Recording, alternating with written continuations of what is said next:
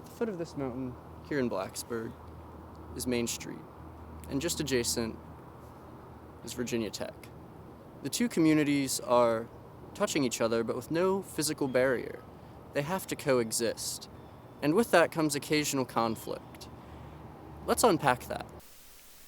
The news feed talked to Mark Ozowski, Interim Vice President of Communications and Marketing, and the Chief Spokesperson for Virginia Tech, who argued prior to the interview that the notion of occasional conflict between the town of Blacksburg and Virginia Tech administration is invalid. We are committed to work with all of our regional partners to work through difficult, complex, layered, and often sometimes emotionally frustrating matters, but we're going to do it together. And we've been doing it for 152 years since we were founded.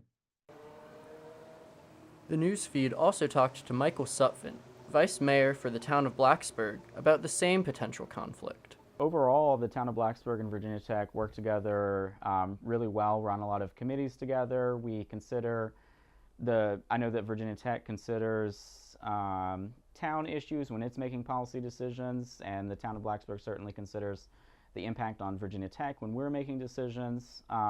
We are one community. Almost everyone I interact with in the town of Blacksburg has some sort of connection to Virginia Tech.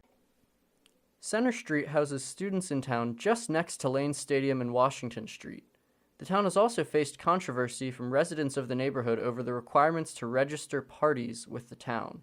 There's always been tailgating in Center Street. There's always been tailgating all around the town of Blacksburg on game days. It's a part of our culture. It's a part of the town of Blacksburg and who we are. In about 2017, the tailgating started to get bigger around Center Street into kind of the large tailgates that we have today. And so the town took a look at some of its kind of crowd management policies.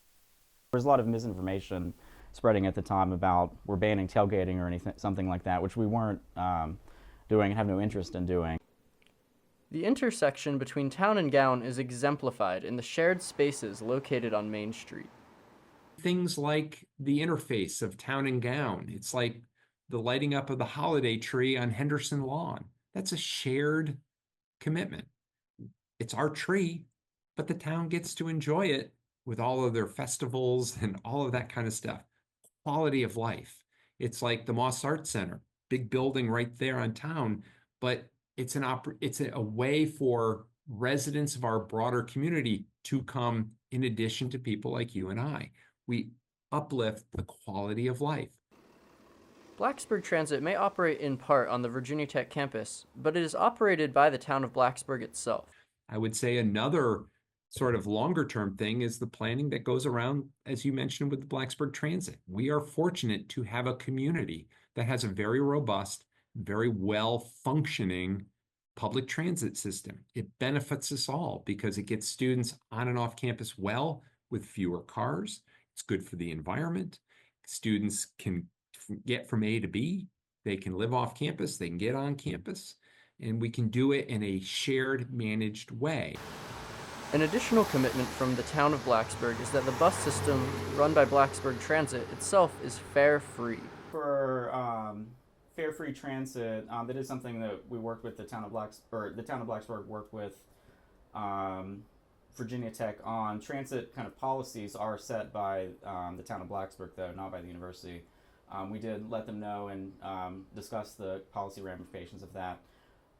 Transit fares weren't contributing a lot to the overall transit budget. It was about $50,000 of transit fares, versus over $10 million for the entire transit service itself. So it's a very small portion of what we were getting. And we thought from an equity standpoint, for the majority of folks who were paying kind of the individual fares were low-income folks who were trying to go to work or to the grocery store or something like that, that it was the right thing to do to make fares to make Blacksburg Transit fare-free. The state of the Blacksburg community is important to the committees that work together to ensure a healthy relationship between both town and gown. We will always bring different perspectives and opinions to that conversation. That's very typical. That's very normal. Again, apply that to your relationships with your family, your friends, and all of that. We see the world differently. We have different perspectives, but the strength of our community is bringing those differences of perspective and differences of opinion together towards a common goal, which is having a very good, strong, vibrant community. With new cooperative initiatives being undertaken by both the town of Blacksburg and Virginia Tech, is there really conflict between the two? I hope that we all are able to kind of work together. We're certainly always going to have different issues that are going to arise over the years. There's a new initiative that Virginia Tech has started called the Partnership for Progress Initiative, and I'm on the steering committee for that. And it's about how Virginia Tech can engage with the local community, and it includes representation from local nonprofits, the business community, local government as well. So I'm hoping that there's some positive things that can come out of that, of how our localities and Virginia Tech can work together on issues like housing, childcare, having quality schools, those sorts of things. So I'm hopeful for the future that town-gown relations will remain positive. Reporting for the news feed from Blacksburg, I'm Spencer Davidson.